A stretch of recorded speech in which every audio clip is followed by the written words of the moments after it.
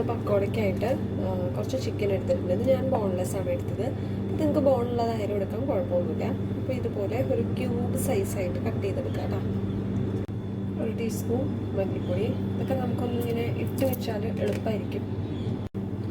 1 teaspoon മഞ്ഞൾപ്പൊടി, സാദാ മുളക് പൊടി,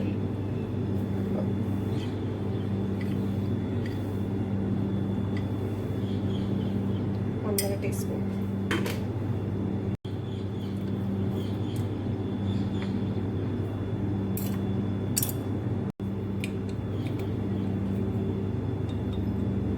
കുരുമുളക് പൊടി,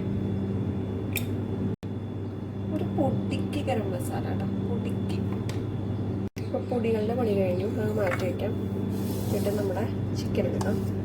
ഈ ചിക്കനിലേക്ക് നമുക്ക് ആവശ്യത്തിന് എന്താ പറയുക, നമ്മുടെ കടലപ്പൊടി ഇട്ട് കൊടുക്കാം.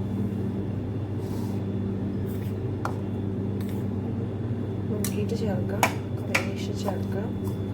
ജസ്റ്റ് ഇങ്ങനെ ഇതാക്കാം, പൊടികളിട്ട് കൊടുക്കാം. ഇതിനകത്ത് കുറച്ച് വെള്ളം ഉണ്ടാവും, അതുകൊണ്ടാണ് ഞാൻ പിന്നെ സെപ്പറേറ്റ് വെള്ളം ഒഴിക്കാത്തത്. ഇഞ്ചിയും വെളുത്തുള്ളിയും ചതച്ചത്, അതിൽ ചതച്ചത് ചേർക്കുക, ഇതിൽ പേസ്റ്റ് ചേർക്കുക. ഇത് നന്നായിട്ടൊന്ന് മിക്സ് ചെയ്തെടുക്കാം. ഇതൊരു ടേബിൾ സ്പൂൺ അരിപ്പൊടിയാണ് കേട്ടോ. അല്പം കൂടി ഇടുന്നുണ്ട്.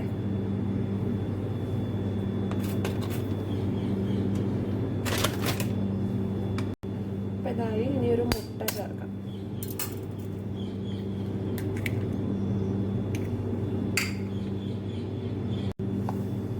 നന്നായിട്ട് മിക്സ് ചെയ്ത് കേട്ടോ. അതുകൊണ്ടാണ് വേറെ വെള്ളം ചേർക്കാതിരുന്നത്.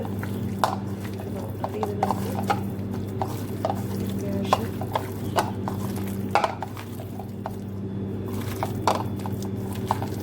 ലിക്വിഡ് ഫോമിലായിട്ടുണ്ട്. നമുക്ക് കടലപ്പൊടി വേണമെങ്കിൽ ഇടയ്ക്കിടയ്ക്ക് ചേർത്ത് കൊടുക്കാം കേട്ടോ.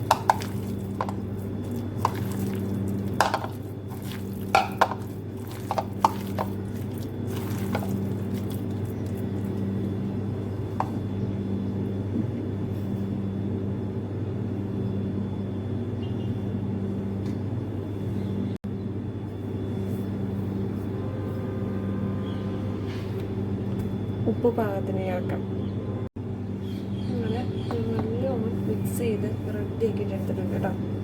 പിന്നെ ഇതൊരു അരമണിക്കൂർ നമുക്കൊന്ന് സെറ്റ് ആവാൻ വയ്ക്കാം. അത് കഴിഞ്ഞിട്ട് നമുക്കിത് ഫ്രൈ ചെയ്യാം. അപ്പോൾ വേറൊരു കാര്യം കൂടെ ഉണ്ട്, നമുക്ക് സവാള വേണമെങ്കിൽ ചേർക്കാം. സ്ലൈസ് ചെയ്ത് സവാള വേണമെങ്കിൽ ചേർക്കാം. നമ്മൾ സാധാരണ നമ്മൾ ഉള്ളിവടയൊക്കെ ചെയ്യത്തില്ലേ, ആ രീതിയിൽ വേണമെങ്കിൽ ചെയ്തെടുക്കാം. ഞാനതൊന്നും ഇട്ടിട്ടില്ല. ഞാൻ വെറുതെ ഇതിൻ്റെ മുകളിലെല്ലാത്തിലും ഇങ്ങനെ കോട്ടായി നിൽക്കണം, എന്നാലാണ് നമുക്ക് വറക്കുമ്പോൾ ഒരു ഇതുണ്ടാവും കേട്ടോ. നമുക്കിനി അത് മാറ്റി വയ്ക്കാം, എന്നിട്ട് ഫ്രൈ ചെയ്യുമ്പോൾ കാണിക്കാം കേട്ടോ.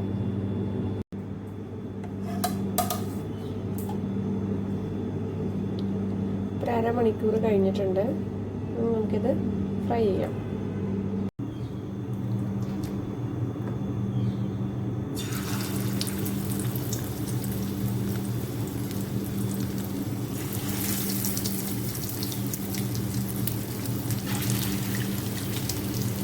കുറച്ച് എണ്ണ ഒഴിച്ചിട്ടുണ്ട് കേട്ടോ, കൂടുതൽ എണ്ണ ഒഴിക്കാം. ഞാനിപ്പോൾ ഒത്തിരി എണ്ണയിൽ ഫ്രൈ ചെയ്യുന്നുണ്ട്, എനിക്ക് ഒരുപാട് എണ്ണ വേണ്ട, അതുകൊണ്ടാണ്.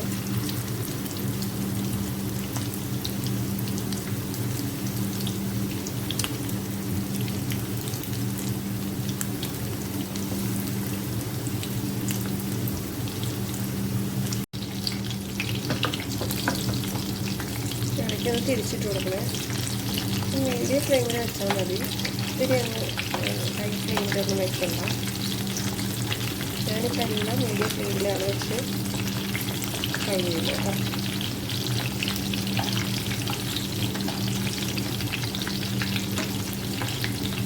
അപ്പോൾ ഉള്ളും വേവും നല്ല അത്യാവശ്യം നല്ല ക്രിസ്പി ആയിട്ട് ഇരിക്കുകയും ചെയ്യും.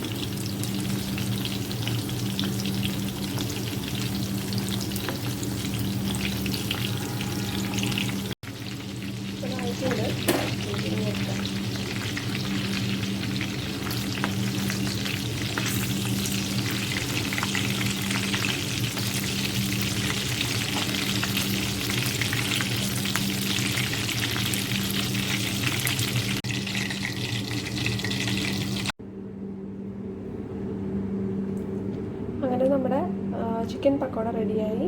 അപ്പോൾ ഇതെല്ലാവരും ഒന്ന് ഉണ്ടാക്കി നോക്കുക. നിങ്ങൾക്കിത് സോസിൻ്റെ കൂടെയോ ടൊമാറ്റോ സോസിൻ്റെ കൂടെയോ അല്ലെങ്കിൽ ഇതുപോലെ പുതിന ചട്നിയുടെ കൂടെയോ ഒക്കെ കഴിക്കാം. ഈ പുതിന ചട്നിയുടെ വീഡിയോ ഓൾറെഡി ഞാൻ അപ്ലോഡ് ചെയ്തിട്ടുണ്ട്. ഇത് കാണാത്തവർ അത് കണ്ട് നോക്കിയിട്ട് വേണം ഇതുണ്ടാക്കാൻ കേട്ടോ. വീഡിയോ ഇഷ്ടപ്പെട്ടെങ്കിൽ ലൈക്ക് ചെയ്യുക, ഷെയർ ചെയ്യുക, കമൻറ്റ് ചെയ്യുക, സബ്സ്ക്രൈബ് ചെയ്യുക. Thank you.